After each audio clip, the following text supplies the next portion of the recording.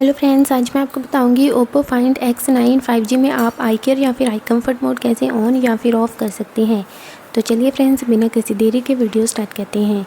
तो इसके लिए आपको सबसे पहले ऊपर से नीचे की ओर स्वाइप करना है और एक बार फिर से नीचे की ओर स्वाइप करेंगे तो यहाँ पर आपको बहुत सारी ऑप्शंस मिलेंगी और यहाँ पर आपको एक आई कंफर्ट के नाम से ऑप्शन मिल जाएगी और उस पर आग का आइकन भी बना होगा। तो आपको इस पर क्लिक करना है तो आई कंफर्ट या फिर आई केयर मोड ऑन हो जाएगा और यहीं पर आप दोबारा क्लिक करेंगे तो यह ऑफ़ भी हो जाएगा।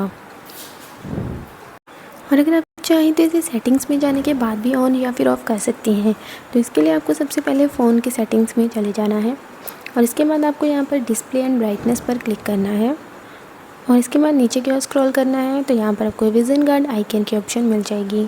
तो आपको इस पर क्लिक करना है और यहाँ पर आई कंफर्ट वाले ऑप्शन को ऑन कर देना है तो आई कंफर्ट मोड या आई केयर ऑन हो जाएगा और यहीं पर आप दोबारा क्लिक करके इसे ऑफ़ भी कर सकते हैं। Bye bye friends.